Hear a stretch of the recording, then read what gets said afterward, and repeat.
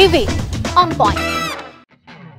Saudara, Litbang Kompas baru saja merilis hasil survei yang menunjukkan elektabilitas Prabowo Subianto naik di kalangan pemilih warga Nahdlatul Ulama atau Nahdien. Saudara, setelah Jumat lalu bertemu PDIP, hari ini jajaran Partai Amanat Nasional PAN bersilaturahmi dengan pengurus Partai Gerindra hari ini membahas kerjasama Pilpres 2024. Termasuk mengusulkan nama Ketua Umum PSSI sekaligus Menteri BUMN Erick Thohir sebagai bacawa pres Prabowo. Hai, kembali lagi di Living on Point, masih barengan saya Liviana Cerlisa tentunya. Nah, nama baca pres Prabowo Subianto yang juga Ketua Umum Partai Gerindra sekarang tengah memuncaki sejumlah hasil survei yang dirilis oleh lembaga survei. Nah, yang jadi pertanyaan, ketika sudah ada di puncak survei, siapa yang kemudian akan menemani Prabowo Subianto nanti di Pilpres 2024? Sejumlah nama itu sudah muncul ke permukaan. Ada nama Caimin, ada nama Erick Thohir, ada juga nama Ganjar Pranowo, tapi kemudian yang kabarnya ini di lobi-lobi untuk menempati posisi capres dan Prabowo sebagai cawapresnya. Mungkin nggak sih kira-kira itu terjadi? Sejauh mana sih lobi-lobinya kalau memang betul ada lobi-lobinya? Saya langsung berbincang bersama dengan Jubir Menhan Daniel Anzar Simanjuntak yang juga politisi Partai Gerindra. Bang Daniel. Assalamualaikum. Waalaikumsalam. Thank you for coming. Sama-sama. Pak Prabowo ini kan dari awal lembaga survei merilis hasil survei soal capres, biasanya selalu menempati posisi kedua, relatif kedua, ketiga lah rata-rata. Kemudian belakangan lembaga survei nggak cuma Litbang Kompas, beberapa lembaga survei lain langsung menempati posisi pertama, puncak lembaga survei. Apa kemudian yang membuat Pak Prabowo bisa melesat sebegitu cepat? Banyak hal mungkin ya, banyak variabel yang menjadi penilaian masyarakat. Pertama mungkin kinerja Pak Prabowo sebagai Menteri Pertahanan, komitmen beliau terhadap tugas-tugas beliau sebagai Menteri Pertahanan, itu yang selama ini ditunjukkan oleh Pak Prabowo dalam tugasnya. Kemudian sikap Pak Prabowo tentu sebagai bawahan Presiden, yang selama ini kan banyak tuduhan dialamatkan kepada Pak Prabowo ketika Pak Prabowo bergabung dengan pemerintahan Pak Jokowi, ini bisa jadi duri dalam daging, kan begitu tuduhannya. Namun ternyata Pak Prabowo menunjukkan sikap yang gentle, sikap yang satria. Beliau bertugas sebagai prajurit, artinya beliau paham betul bahwasannya komandan beliau adalah Pak Jokowi, dalam hal ini Presiden, dan beliau melaksanakan tugas sebagaimana mestinya sebagai Menteri Pertahanan, dan itu dimaksimalkan beliau. Kemudian ketiga, Pak Prabowo otentik. Menurut kami Pak Prabowo sampai dengan detik ini tidak banyak berubah dari sisi otentisitas. Kalau Mbak Livi perhatikan, tentu Pak Prabowo kan sepi dari pencitraan misal di sosial media, sepi pencitraan di televisi, bahkan teman-teman mungkin kesulitan minta wawancara dan sebagainya terhadap Pak Prabowo. Memang karena beliau ingin fokus dalam tugas-tugas beliau sebagai Menteri Pertahanan, sehingga sedikit sekali ada pencitraan-pencitraan yang berlebihan. Nah, otentisitas itu menurut kami adalah kelebihan dari Pak Prabowo. Keempat, tentu ya kerja-kerja politik Partai Gerindra, dan kemudian pilihan kerjasama Partai Gerindra dengan banyak partai, dan kemudian Partai Gerindra dan Pak Prabowo sampai dengan detik ini bersikap terbuka dengan siapapun, dengan partai manapun. Itu prinsip dasar yang selalu diingatkan Pak Prabowo. Kita terbuka dengan partai manapun, dengan siapapun, dan jangan satu pun dari kader Gerindra yang pernah menjelekkan siapapun. Ini momentumnya karena rekonsiliasi, momen kolaborasi. Momentum untuk negosiasinya masih terbuka lebar ya. Bahasanya kira-kira gitu. Dia jadi jelek-jelekin dulu biar yang lain kira-kira siapa tahu bisa merapat. Itu komitmen. Gitu kemarin kan dikumpulkan Pak Prabowo tuh di Dharma Wangsa, semua dikumpulkan termasuk ketua DPD ya, dikumpulkan dan diingatkan berulang kali oleh Pak Prabowo. beliau berharap seluruh kader Gerindra ke depan ya sudah semuanya harus kubur dendam, semuanya harus kubur benci. Ini momentum untuk elit semuanya bersatu sehingga publik, rakyat dalam hal ini juga ikut bersatu. Ini momentum narasi yang harus kita kedepankan adalah persatuan di tengah situasi global yang juga tidak menentu. Bang Daniel, ini kan katanya survei elektabilitasnya Pak Prabowo itu naik karena endorsement Pak Jokowi. Apa tuh responnya Pak Prabowo soal itu? Ya tentu kami berterima kasih terhadap endorsement Pak Jokowi Tapi tersebut. benar ada endorsement? Ya, dukungan langsung? Kalau itu kita yang tahu tentu Pak Jokowi. Tapi kalau kemudian persepsi publik atau publik menilai ada endorsement Pak Jokowi, saya pikir kami berterima kasih, Pak Prabowo berterima kasih. Saya pikir seluruh politisi, seluruh capres misalnya pada saat ini yang ingin maju menjadi capres berharap ada endorsement dari presiden. Apalagi beliau adalah presiden yang terpilih dalam 2 kali pemilu, tentu panjang pengalamannya dan itu akan sangat bermanfaat karena pasti voters beliau itu mendengarkan beliau. Jadi kalau ada capres yang tidak berharap dukungan dari Pak Jokowi, saya pikir itu bohong dan tentu Pak Prabowo berharap dukungan dari Pak Jokowi. Tapi benar nggak sih sebenarnya udah ada dukungan yang tidak langsung begitu? Maksudnya nggak terang-terangan ada dukungan dari Pak Jokowi untuk memberikan instruksi bahwa relawannya untuk bergeser ke Pak Prabowo? Kami nggak tahu itu. Tentu yang paling bisa menjawab itu adalah relawan Pak Jokowi. Tapi belum ada informasi langsung bahwa Pak Jokowi decide saya akan mendukung Anda di Pilpres gitu. Kalaupun ada, saya nggak mungkin menyampaikannya juga ya, karena nggak tahu begitu. Karena nggak mungkin menyampaikannya karena nggak tahu. Karena itu yang paling tepat. Jadi yang jelas kalau Mbak Livi tanya secara formal misalnya apakah berharap dukungan dari Pak Jokowi, tentu kami berharap. Tentu Pak Prabowo juga berharap didukung oleh Pak Jokowi sebagai orang yang berpengalaman 2 periode memenangi Pilpres di 2014 dan 2019. Saya kemarin sempat ngobrol di Livi On Point episode sebelumnya itu bersama Bang Budiman Sujatmiko yang menyatakan gini, ya nanti akan ada pertemuan antara Bu Mega dan Pak Prabowo. Emang mau ada lobby-lobby apa? Pak Prabowo mau ditaruh jadi cawapres? Gimana Mas? Yang jelas keputusan Gerindra itu adalah Pak Prabowo maju sebagai capres. Itu udah harga mati. Iya, tentu bagi seluruh kader Gerindra itu harga mati. Dan salah satu cita-cita partai ini didirikan itu adalah Prabowo menjadi presiden. Jadi itu seperti amanat ideologis dalam tanda kutip ya, amanat ideologis bagi Gerindra. Nah, kemudian kalau ada komunikasi, ada silaturahim, ada lobby politik itu harus ya. Dan Pak Prabowo tadi saya sebutkan di awal terbuka dengan komunikasi dengan siapapun termasuk dengan Ibu Megawati. Nah, tentu kami punya landasan dasar, prinsip dasarnya tadi. Partai Gerindra ingin mendorong Pak Prabowo menjadi presiden apalagi di 2024 kalau elektabilitasnya nanti. bagus terus, Apalagi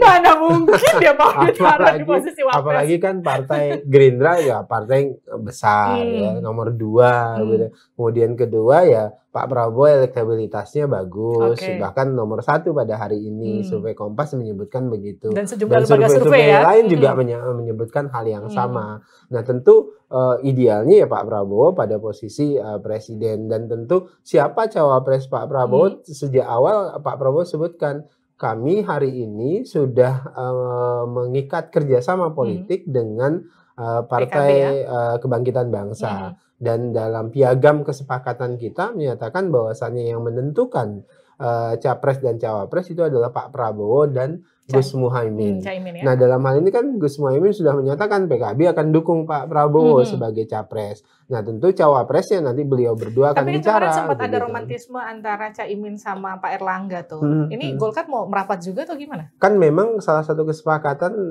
setiap bulan kami rutin mengupdate perkembangan. Dan salah satu tugas yang dilakukan itu adalah Pak Prabowo melakukan komunikasi politik dengan kelompok lain ya di luar kerjasama PKB dan Gerindra. Caimin melakukan hal yang serupa. Nah kemudian nanti dari pertemuan-pertemuan itu kemudian dielaborasikan bersama untuk melakukan tindakan-tindakan politiknya bersama. Sekarang ada di posisi puncak, artinya kan yang lamar akan jadi makin banyak. Betul. Logikanya begitu ya. Terakhir kan PAN nawarin Eto tuh, Erick Thohir. Terus kemudian kita tahu sama-sama PKB itu masih nawarin juga Caimin untuk jadi wakilnya Pak Prabowo. Ada juga kalau di lembaga survei itu sejumlah nama juga masuk, ada Ridwan Kamil, koreksi aku kalau salah ya Mas. Ada juga sampai nama Ganjar Pranowo juga masuk. Tapi kalau dari orang yang menempel selalu dengan Pak Prabowo, nama siapa yang paling punya kemungkinan terbesar? Kami kan ingin Pak Prabowo menang, itu catatan yang pentingnya. Secara praksis yang diinginkan adalah orang yang mendampingi Pak Prabowo sebagai cawapres itu bisa menambah elektoral Pak Prabowo. Itu di satu sisi. Sisi lain ya faktor variabel lain juga penting. Logistik. Ya macam-macam. Suara, basis basis ya. segala macam. Itu penting sekali bagi Pak Prabowo. Nah oleh sebab itulah kami hati-hati sekali menentukannya bersama. Apalagi sekarang kami menentukannya bersama dengan PKB. Bersama dengan Gus Muhaimin. Dalam hal ini Pak Prabowo dan Gus Muhaimin. Nah tentu beliau berdua menentukan secara hati-hati siapa yang paling tepat. Nah, memang banyak yang nama-nama yang menjadi kandidat. Tapi kan tentu ini di SWOT lah istilahnya dulu, kemudian dilihat mana yang paling tepat gitu. Jadi Mbak Livi ya harus agak sabar. Gitu. Saya udah sabar banget, penasaran soalnya. Agak sabar karena waktu masih ada begitu, dan semuanya akan ditentukan pada waktunya. Kira-kira last minute nggak sih? Yang jelas Pak Prabowo tentu punya pilihan yang terbaik, dan Pak Prabowo tipologi orang yang bisa berdialog, artinya bisa menerima masukan dari semua pihak. Jadi makanya proses dialektika ini terus dilakukan, termasuk misalnya berencana bertemu dengan Bu Megawati seperti yang disampaikan oleh Mas Budiman, itu ya semuanya akan dilakukan oleh Pak Prabowo. Dari hasil surveinya Litbang Kompas itu kan basisnya NU itu suaranya udah mulai bergeser ke Pak Prabowo ya. Itu semata-mata karena ada PKB yang nempel, atau memang pesona Pak Prabowo yang memang sudah, kalau kita lihat kan safari politiknya ya sudah mulai ke beberapa kiai-kiai NU gitu ya, kita lihat beberapa kali. Ini memang salah satu hal yang memang pengen dicapai, menggeser suara NU. Ya tentu tidak bisa kami nafikan faktor PKB tentu pasti ada, dan itu harus kami akui. Dan kedua tentu adalah sikap Pak Prabowo yang kemudian mempengaruhi pemilih NU.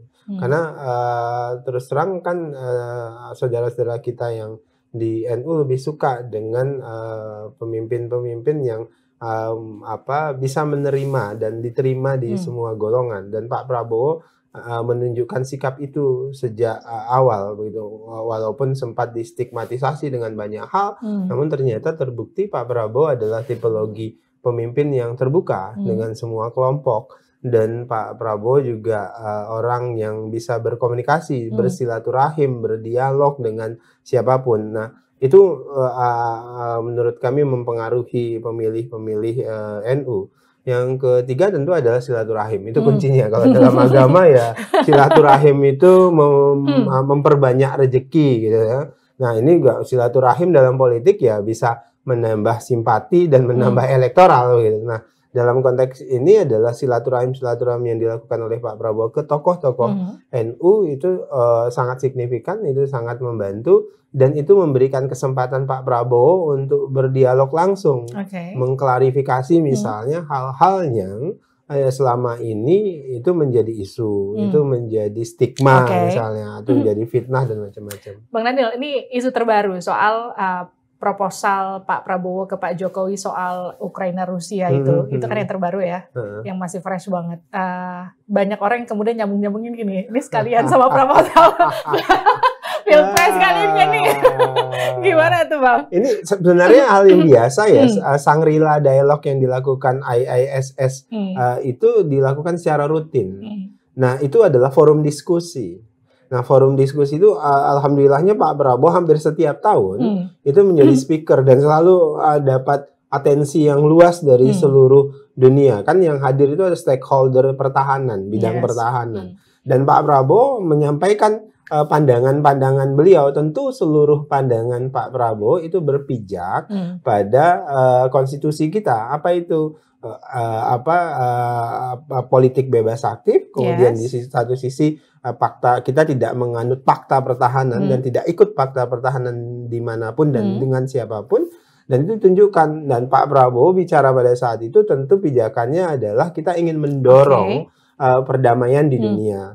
Nah, salah satu yang jadi perhatian Pak Prabowo adalah permasalahan Rusia dan Ukraina atau Ukraina Rusia, dengan proposal perdamaian yang 5 poin yang disampaikan oleh Pak Prabowo itu. Termasuk sebenarnya juga Pak Prabowo memberikan saran proposal terhadap Amerika dan China terkait dengan panas dingin ini. Jadi bukan proposal pilpres ya? Bukan, dan itu setiap saat disampaikan oleh Pak Prabowo. Nah, sayangnya kan kemudian hal ini ditarik oleh para politisi menjadi komoditas politik. Karena gini, ketika presiden ketemu menterinya itu hal yang biasa. Ya, tapi ketika misalnya Prabowo Subianto ketemu Presiden Joko Widodo, apalagi waktu pas yang di Istana Bogor itu, sebenarnya nggak masuk agenda rutin istana, tapi kemudian Pak Prabowo dipanggil sendiri, itu kan kemudian jadi sorotan kita.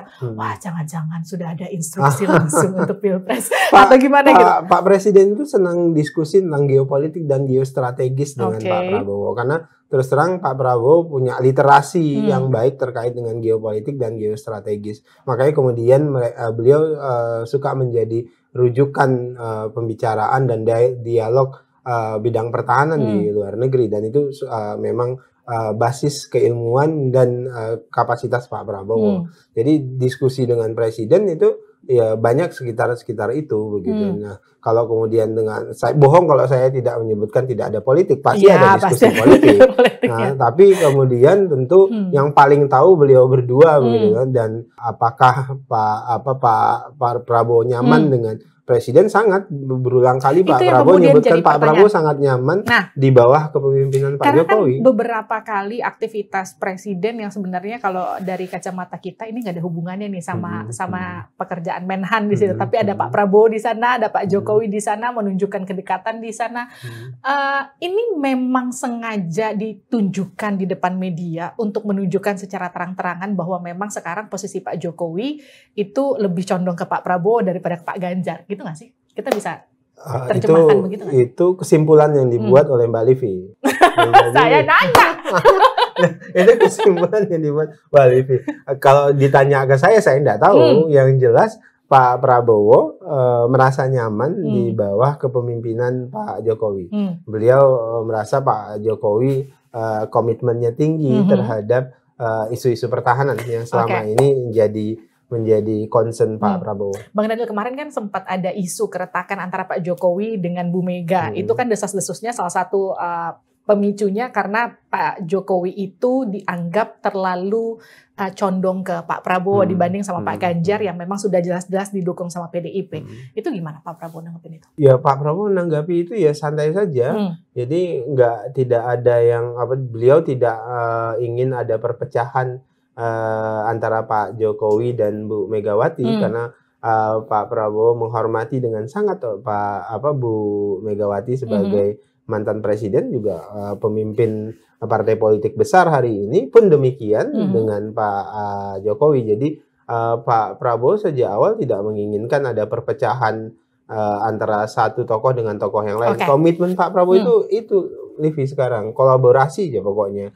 Jadi kita ingin berkomunikasi bareng-bareng, berkompetisi. Kalaupun harus berkompetisi, ya ayo kita berkompetisi. Tapi kemudian jangan sampai merusak fondasi dasar kita bernegara.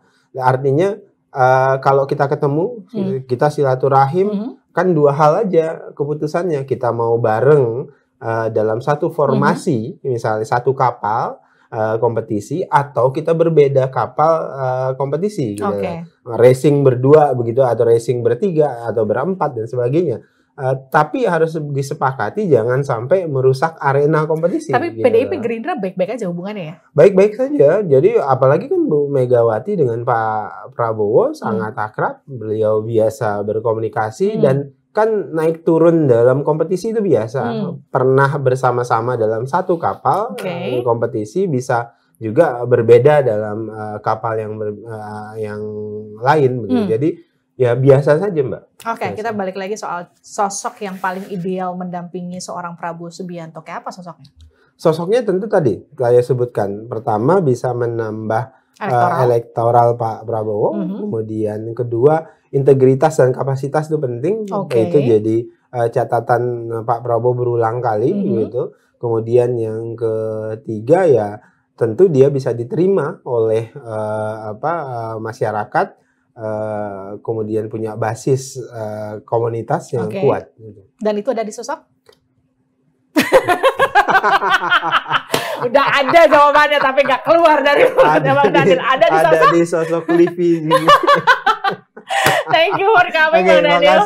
Terima kasih dan Azal Simanjuntak, Jubir Menhan Prabowo Subianto telah bergabung bersama kami di Livi on Point. Itu dia tadi perbincangannya. Kita jumpa lagi di Livi on Point selanjutnya. Sampai jumpa.